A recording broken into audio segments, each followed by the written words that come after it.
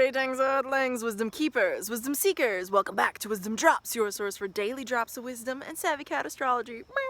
My name is TONIA, and today we are talking about you beautiful Aries people. That's right, because there are significant celestial events, honey bunny, that are happening for the rest of 2020. And I want you to be in the 411 loop on those topics as it relates to you. But before I do, make sure that if you vibe, you subscribe, because we is building tribe. You feel Aries? Okay, now moving along. Thank you for that if you haven't subscribed already, because I am here for you with the daily drops of wisdom and savvy cat astrology every single day of the week. All right, now Aries, what does the future hold for you the next 6 months? Okay, 3 things I'm going to draw your attention to. Number 1, Mars is entering your sign, Aries, and this is going to be in effect for literally throughout the rest of 2020. That's significant, but put that on a hot plate for just a second. Moving on. Number 2, Mercury is currently retrograde in Cancer, and it has further implications beyond the end of its retrogradation cycle in mid-July 2020 because of number 3, the eclipse cycle is finally ending, y'all. Finally, it's ending. After a year and a half of eclipses in the Capricorn-Cancer axis, we are going to be donezoid after the July 4th, 5th eclipse happening in 2020, okay? But what does this mean for you? Because the implications are for 6 months after any given eclipse, because it takes 6 months for there to be another full moon or new moon. You see how that works? Like if it's a new moon, 6 months later it'll be a full moon in that sign, and vice versa. What does it mean for you? That's a good question. First things first, let's talk about that Mars. We had it on a hot plate. Let's bring it back up. Okay, Mars is a significant planet for you because it's your planetary ruler as an Aries. So what is Mars symbolic of? Energy, vitality, okay? Any kind of action that we take, our zest, our joie de vivre, your kind of like zest for life, your ability to do anything, okay? It's an engine of the zodiac. It's symbolic of you in a lot of ways, Aries. So when it's entering your sign, that's a very good thing for everybody because it's in its own sign. But it's a very good thing for, you guessed it, you, because it's your planet and it's going to bring you extra energy, and it's going to help you be even more of an Aries than you already are.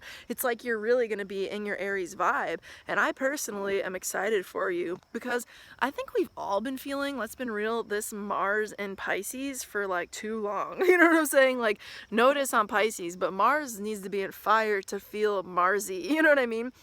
It has its gifts in other signs, but anyway, for the next 6 months, you can expect to have more energy to get things done. Just literally anything that you want to have energy for, you generally speaking will have more energy and ability to do it. So that's fantastic, Aries. But what else is exciting? Mercury, as I said, is currently retrograde in Cancer, and Cancer is actually your 4th house, Aries. So when you think about the themes of Mercury retrograde and you think about the sign that this is in and also the house that it's in, these are all big deal things for you over the next 6 months, because every single thing I'm saying, the Mars, the Mercury, the eclipses, because it's all in angular houses, okay? And angular houses, my friend, are the houses of big, bold life changes. Like, there might be people out there who like, why are astrologers always hyping up things, making it seem like it's going to be like a life-moving thing, a big deal? Well, actually, friend, when it's an angular house, there's every reason in the world for the hype, because angular houses, the 1st, the 4th, the 7th, the 10th, these are houses that actually change one's life. They're the foundation of a chart when you look at a chart. So when you have big, bold events in there, like these 3 things I just said, you can expect big, bold results at a very real level. So for you, Mercury retrograde in the 4th is going to be rethinking, okay? Mercury retrograde is thinking because it's communications and communicating. That's Mercury. But the retrograde aspect is making revisions, okay?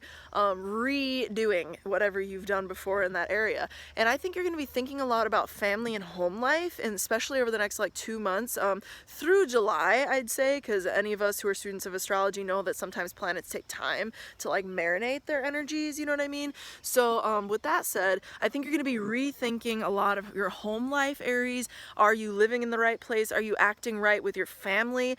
I heard a really good astrologer lately say that they think that retrogrades are actually second chances. So have you been communicating well with your family? How's your relationship with your mom? Do you need to redo something there with your mom? Do you need to have a conversation with mom that you haven't had? And you know, you're gonna be thinking a lot about this stuff, and you as an Aries are really smart anyway, but this Mercury retrograde is gonna help you really just kind of get some of those emotional things that maybe you haven't sat with long enough, Aries, to the surface. You're going to bring those to the surface because Mercury is retrograde in Cancer, so it's allowing you to do more delving deep in terms of your emotional substance as an Aries in relationship to themes of home. And some of you might be buying new property, changing to a new location of living, doing something significant with your mother, like some type of project, or rethinking just a larger relationship with a mothering figure in your life. I think that's going to be significant for you, okay? Now let's move on to this eclipse stuff because that's exciting and we should talk about it. Eclipses are also happening in the 4th house, and this is the final one that has happened for you in the 4th house that just happened on the 20th to 21st of June 2020.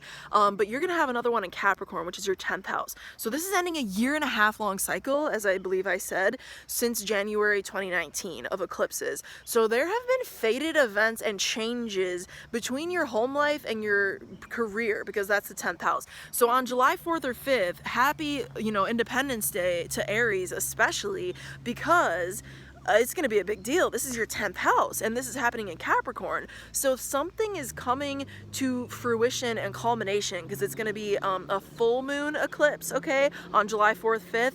So expect there to be some results, especially if you're an Aries out there. Like, everybody's been hyping up, all these eclipses in my 4th and 10th for the last 1.5 years and nothing's happened. Well, friend, over the next 6 months, because it takes, as I said before, 6 months for another moon to happen in any given one of these signs, if it hasn't happened for you yet, it will in that time frame, 6 months from now. So by the end of 2020, if you're an Aries out there and you're looking to make a career move, expect big results. If you're an Aries out there and you're not looking to do a career move, sorry, not sorry, you might actually have a big bold shift that has been fated and predetermined for you as an Aries to experience in this lifetime. And just keep in mind that you're a co-creator of your reality, so whatever comes up, you can co-create with that energy. You don't have to be a victim of anything. And Aries, the events that are happening for you, you're an Aries, you like big bold things, you like changes.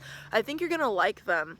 Because the indicator of this, let us not forget, is that Mars is entering your 1st house, your sign. So who's the power with, Aries? It's with you for 6 months. That's abnormal, people. Because of its retrogradation cycle is why it's going to be in Aries for so long. It's normally not in a sign that long. So congratulations if you're an Aries. I want to know about the exciting changes happening in your life if you want to share them with me. And before you leave, subscribe if you're not already. I am available for bookings as well if you want a reading with me. I'm happy to look at any given chart out there to answer deeper questions for you, more specific to your life. Right now you're listening to this because you're ascendant sun or moon, and that's fantastic, or maybe you have a stellium in Aries, but the chart is so much more. So be sure to reach out, WizdomDropz, all Z's, @gmail.com. The details for that are down below. And with that said, my friend, through next time, and until next time, may the stars be with you. Peace.